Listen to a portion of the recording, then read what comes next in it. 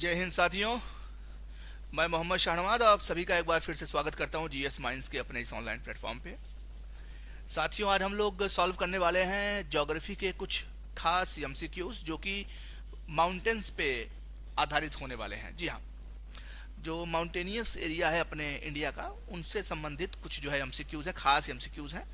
तो इन पर आज हम लोग चर्चा करने वाले हैं। इसमें खासतौर पे माउंटेन रेंज और जो है माउंटेन पीक्स वगैरह भी देखने को मिलेंगे। ठीक है, तो चलिए इनसे संबंधित प्रश्न है सॉल्व करते हैं। पहला प्रश्न आपकी स्क्रीन के ऊपर है। जो पहला प्रश्न है इसको आप थोड़ा ध्यान दीजिए। What is the first question, ये बहुत ही खास है तो इसको थोड़ा हम लोग ध्यान देते हैं। देखिए, consider the following relief features. Consider the following relief feature. Relief feature से संबंधित प्रश्न है। इसमें कह रहा है महादेव रेंज, मैकाल रेंज, छोटा नागपुर प्लेटू एंड खासी हिल्स। ठीक है, इन पर चर्चा है। कह रहा है कि the correct west to eastward sequence, पश्चिम से पूर्व की तरफ जो है इसका सिक्वेंस लगाना है। ठीक है, तो एक चीज आपको मैं बता देता हूँ, ध्यान देना। पहले जो है वो सतपुड़ा रेंज है, उसके बाद आपका महादेव है, फिर आपका मैकाल है, और फिर आपका छोटा नागपुर पठार है, फिर आपका इधर है आपका मेघालय में खासी हिल्स। ठीक है ना, तो कुल मिला के ये जो सतपुड़ा रेंज हो जाएगा, महादेव है, महादेव, ये मैकाल हो गया। ठीक है, ये छोटा नागपुर पठार, और ये हो गया खासी। ठीक है, तो मिला लेते हैं, सीधी सी बात है। पहले सतपुड़ा, फिर महादेव, मैकाल, छोटा नागपुर, महादेव, मैकाल, छोटा नागपुर, खासी मिला हुआ है भाई, बिल्कुल ऑलरेडी मिला हुआ है, ऑरेंज है। तो आपका जो है उत्तर हो जाएगा 1 2 3 4। ठीक है, क्लियर है। हाँ, खासी हिल्स आपका मेघालय में है, छोटा नागपुर पठार जो है झारखंड जो है इस वाले इलाके में, झारखंड उड़ीसा इस वाले इलाकों में पड़ता है। मैकाल रेंज जो महादेव, ये एमपी वाला जो है मेजर पोर्शन एमपी में ये पड़ता है। ठीक है ना, हालांकि 2-3 स्टेट्स में फैला हुआ है, लेकिन खास तौर पे एमपी का पोर्शन कवर करते हैं ये। चलिए आगे बढ़ते हैं। When you travel in Himalayas, you will see the following. जब आप हिमालय में यात्रा करते हैं तो इन तमाम चीजों को देखते हैं। क्या क्या देखते हैं? Deep gorges, U turn river course, parallel mountain ranges and steep gradient causing landsliding. तो ध्यान देना, इसमें कह रहा है कि which of the above can be said to be the evidences for the Himalayas being young fold mountains. इसमें से ये कौन कौन से फीचर्स हैं जो आप देखते हो हिमालय जाने पर, जो कि यंग फोल्ड माउंटेन्स की खास खास पहचान है। ठीक है ना, ये चीजें आप देखते हो। कह रहा है, आप खुद बता रहा है कि आप हिमालय जाते हो तो ये सारी चीजें देखते हो। तो इसमें से ये जब चीजें देखते हो, बताओ कि कौन कौन से जो है ये एग्जांपल है यंग फोल्ड माउंटेन्स के। तो डीप गॉर्जेस है, बिल्कुल है भाई, डीप गॉर्ज है। वी सिर्फ घाटियां होती है, गॉर्ज होती है, और गहरी घाटियां होती है। यू टर्न रिवर्स कोर्स बिल्कुल है। पैरेलल माउंटेन रेंजेस, ये तो है ही है, आप देखते हो greater Himalaya, lesser Himalaya and Siwaliks. Steep gradient causing landsliding, जाहिर सी बात है स्टीप ग्रेडियंट होता है, इसलिए हिमालय की नदियां जो होती है बहुत तेज गति से प्रवाहित होती हैं और अपने साथ कंकड़ पत्थर जो है बहा के लाती हैं, और भाबर और खादर भांगर ये जैसे जो है एरियाज का निर्माण करती है, खासतौर पर शिवालिक के बाद। तो निसंदेह चारों फीचर जो है वो हिमालय के फीचर हैं और यंग फोल्ड माउंटेन्स के फीचर्स हैं। क्योंकि हिमालय को अगर आप देखें तो हिमालय खुद जो है भैया, Himalayas are the examples of, ये खुद जो है examples of young fold mountain. ध्यान देना, यंग फोल्ड माउंटेन के खुद एग्जाम्पल है भैया। ठीक है ना, हाँ, तो ये एग्जाम्पल है। ठीक, तो चारों फीचर जो है हिमालय के हैं, तो हो जाएगा 1 2 3 4। क्लियर भैया? हाँ, ये। चलिए आगे बढ़ते हैं। अब आइए शुरू करते हैं। प्रश्न नंबर तीसरा क्या है, देखते हैं ध्यान से। If there were no Himalayas या Himalayan ranges, what would have been the most likely geographical impact on India. अगर हिमालयन रेंजेस ना होती तो भारत पे क्या जो है भौगोलिक प्रभाव पड़ता। पहला स्टेटमेंट क्या कह रहा है, हिमालय ना होता तो क्या क्या असर पड़ता। Much of the country would experience the cold waves from Siberia. बिल्कुल सही है भाई, अगर हिमालय ना होता तो साइबेरिया से जितनी भी कोल्ड वेव्स होती हैं, हवाएं होती हैं, सीधा इंडिया में प्रवेश करती और पूरे नॉर्थ इंडिया को they would turn into a freezing zone. The whole North India would have been turned into a freezing zone in case Himalayas had not been there. तो बिल्कुल ये सही है। दूसरी बात स्टेटमेंट कह रहा है, दूसरा वाला देखिए, ध्यान दीजिए भैया, क्या कह रहा है दूसरा statement? Indo Gangetic plain would be divide of such extensive alluvial soil. सही बात है, अगर हिमालय ना होता तो जो ये अलुवियल एक्सटेंसिव अलुवियल सॉइल्स जो आप देख रहे हैं नॉर्थ इंडिया में है खासतौर पे, जो कि इंडो गैंजेटिक प्लेन का निर्माण करता है, ये बिल्कुल ना बन पाता। क्यों? क्योंकि हिमालय की वजह से ही नदियां बड़ी तेज गति से प्रवाहित होती हैं, अपने साथ कंकड़ पत्थर के साथ अलुवियल सॉइल्स लाती हैं, जो ला के लोअर कोर्सेस में डिपॉजिट कर देती हैं और बहुत बड़े जो है इंडो गैंजेटिक प्लेन का निर्माण करती हैं। लेकिन हिमालय अगर ना होता तो बिल्कुल ये पॉसिबल ना होता। तो दूसरा स्टेटमेंट भी आपका बिल्कुल सही है। तीसरे स्टेटमेंट पे आते हैं, the pattern of monsoon would be different from what it is at present. तो जो पैटर्न ऑफ मानसून आज है वो बिल्कुल अलग होता है। बिल्कुल सही बात है, बिल्कुल अलग होता भैया, क्योंकि हिमालय को अगर आप देखें, हिमालय का अगर आप देखें चीज, ये जो हिमालय वाला जो क्षेत्र है, तो ये क्या करता है ना, ये पूरा का पूरा जो हवाएं जाती हैं रोक लेता है भाई, हवाएं रोक लेता है। चाहे बंगाल की खाड़ी से हवाएं जा रही हो, ठीक है ना, चाहे ये हवाएं जा रही हो, ये दोनों को रोकता है और शेड करा देता है। ठीक है ना, ये शेड करवाता है वाटर को कि भैया आप जाके नॉर्थ इंडिया में खासतौर पे और हिमालय के साउथ इलाके में वाटर को शेड करो। ठीक है ना, वाटर को क्या करो, शेड करो। तो ये चीज आप समझना पड़ेगा आपको। तो कुल मिला के तीनों फीचर्स जो हैं वो बिल्कुल सूट कर रहे हैं और ये तीनों फीचर सही हैं। अगर हिमालय ना होता तो ये सारी चीजें दिक्कत करती, और ये स्टेटमेंट, तीनों स्टेटमेंट बिल्कुल सही है। ठीक है ना, ध्यान देना। चलिए भैया आगे बढ़ते हैं।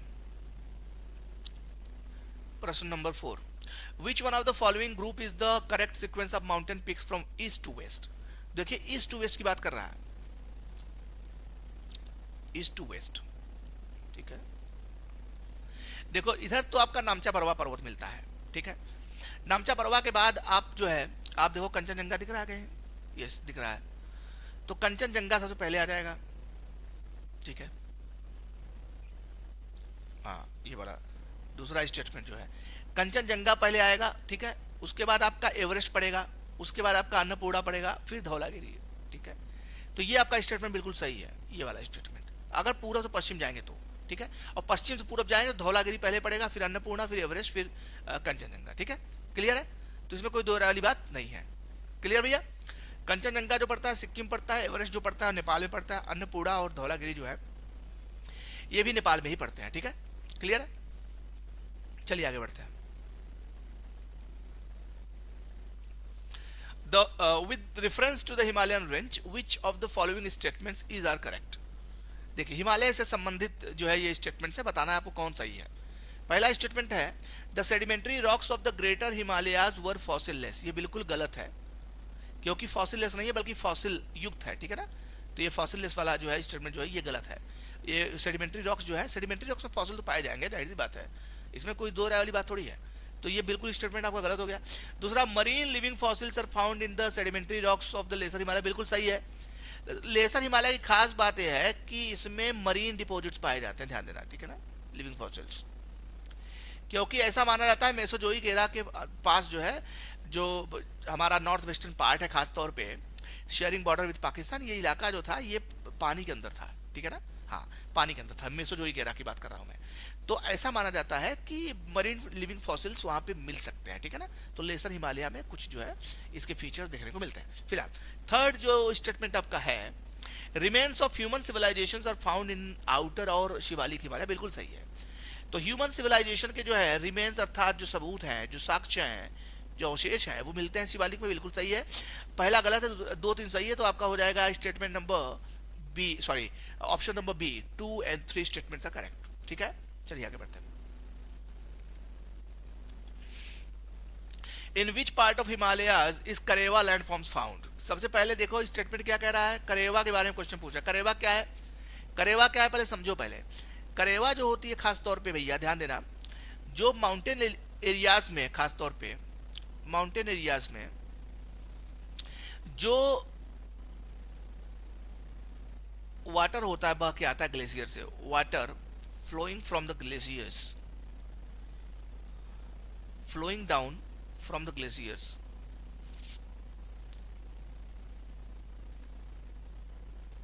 जो ग्लेशियर से पानी बह के आता है अपने साथ साथ जो है मिट्टी उट्टी बहा के लाता है, और वो आता है तो एक झील नुमा नीचे जो है पहाड़ के नीचे, ठीक है, झील नुमा जगह वो जमा कर देता है। ठीक है, वो मिट्टी बहा के लाता है, जमा कर देता है। और एक लेक नुमा आकृति बन जाती है। अब ये जो लेक नुमा आकृति है धीरे धीरे धीरे क्या होती है, लेक नुमा आकृति मुख्य रूप से इसमें कंसंट्रेटेड हो जाती है, और जो ये इलाका बसता है किनारे वाला इलाका, यहाँ पे सिर्फ मिट्टी पाई जाती है। बात समझ में आ रही है? मिट्टी पाई जाती है किनारे किनारे। क्यों? क्योंकि पानी धीरे धीरे सिकुड़ कर एकदम सेंटर की तरफ चला जाता है और पानी सेंटर में हो जाता है इसका, और इधर की जो पानी होता है ना, ये मिट्टी इसकी जो है सूख जाती है कालांतर में, और ये बहुत ही महीन मिट्टी होती है, ठीक है ना। हाँ, बड़ी महीन मिट्टी होती है, और यहाँ पे होती है करेवा, इसी को बोलते हैं करेवा, सॉरी इसको बोलते हैं करेवा फॉर्मेशन, ठीक है। हाँ, करेवा फॉर्मेशन खासतौर पे होता है ग्लेशियल डिपॉजिट्स, ये ग्लेशियल डिपॉजिट्स होते हैं, ध्यान देना भैया, ठीक है ना। हाँ, खासतौर बहुत महीन होता है करेवा फॉर्मेशन, और ये फेमस क्यों है? क्योंकि यहाँ पे जाफरान की खेती होती है, देखना ध्यान देना, सैफरॉन कल्टीवेशन, ठीक है ना। हाँ, जिसको केसर कहते हैं, ये होती है, और सभी जानते हैं केसर कहाँ फेमस है, कश्मीर हिमालय फेमस है। क्लियर है? चलो भाई आगे चलते हैं। Which of the following is the highest peak of South India? South India की सबसे ऊंची चोटी कौन सी है? दोद्दा बेटा, गुरु शिखर, महेंद्रगिरी। गुरु शिखर तो पहली बात अरावली की है, तो बिल्कुल ये गलत हो जाएगा। महेंद्रगिरी जो है ये आपका उड़ीसा में पड़ता है, तो साउथ इंडिया में आप नहीं जाए, पूर्वी भारत की है, ये जो है अरावली है आपका। दोदा बेटा जो है ये नीलगिरी की है, तो ये भी नहीं होगी क्योंकि इसकी थोड़ी सी जो है ऊंचाई कम है, 2637 है मीटर। ये अनाई मुड़ी है 2695 मीटर है, ये सबसे ऊंची चोटी है, इस चीज को ध्यान देना है आपका, खासतौर पे साउथ इंडिया की। क्लियर है? क्लियर भैया? अनाई मुड़ी ये अन्नामलाई पर्वत श्रृंखला का भाग है, अनाई मुड़ी सबसे ऊंची चोटी है साउथ इंडिया की, तो ऑप्शन नंबर ए जो हो जाएगा ये आपका करेक्ट आंसर हो जाएगा। क्लियर है? क्लियर भैया? हाँ। Which one of the following pairs is not correctly matched? चलो भाई, करेक्टली मैच्ड नहीं है, कौन सा इसमें से पेयर करेक्टली मैच्ड नहीं है? पहले देखते हैं। गरजात हिल उड़ीसा में सही है, मांडव हिल्स महाराष्ट्र, नल्लामलाई हिल्स आंध्र प्रदेश ये भी सही है, सेवरॉय हिल तमिलनाडु ये भी सही है, तो ये नहीं सही है, ये महाराष्ट्र में नहीं है भैया, ये गुजरात में। मांडव हिल कहाँ पाया जाता है? गुजरात में पाया जाता है, ठीक है। हाँ, तो ये आपका सही हो जाएगा। क्लियर है? तो ये ऑप्शन आपका इस प्रश्न का उत्तर ही हो जाएगा। चलो भाई आगे देखते हैं हम लोग। The southern most range of India is, southern most range पूछ रहा है, पीक नहीं पूछ रहा है, सदर्न मोस्ट रेंज पूछ रहा है, ठीक है ना। तो कौन सी है? क्या नीलगिरी है? नीलगिरी तो भाई बीच में पाई जाती है। अन्नामलाई ये भी है, नल्लामलाई तो आंध्र प्रदेश में पाया जाता है। सबसे सदर्न मोस्ट है कार्डमम हिल्स, केरला में पाया जाता है, ठीक है ना। इलायची की पहाड़ी, ठीक है ना, ये केरला में पाया जाता है, तो सदर्न मोस्ट है, इस चीज को ध्यान देना। क्लियर है भाई? क्लियर? अब लास्ट क्वेश्चन जो है, Which of the following is the example of residual mountain? तो रेसिडुअल माउंटेन अर्थात जो होता है अवशिष्ट, जो है अवशिष्ट पर्वत, इसका एग्जाम्पल खास तौर पे तो कौन सा है एग्जाम्पल? यह है आपका अरावली, ठीक है ना, यह है आपका अरावली, क्योंकि हिमालय जो है वलित पर्वत का एग्जाम्पल है, ठीक है, वलित का एग्जाम्पल है। और एटना और जो किलिमंजारो है, दोनों ज्वालामुखी पर्वत का एग्जाम्पल है, ज्वालामुखी पर्वत का एग्जाम्पल है, ठीक है ना। हाँ, वोल्केनिक नेचर है इनका, ठीक है। तो आपका जो उत्तर हो जाएगा अरावली हो जाएगा, ठीक है। तो साथियों आज के लिए फिलहाल इतना ही। उम्मीद करता हूँ ये 10 प्रश्न आपके लिए बड़े खास होने वाले हैं, इसको अच्छे से तैयार करिए। मिलते हैं कल एक नए श्रृंखला के साथ, जिसमें 10 नए क्वेश्चन होंगे, 10 नए सब्जेक्ट, कुछ नए टॉपिक्स पे। तो कल मिलते हैं, तब तक के लिए जय हिंद जय भारत।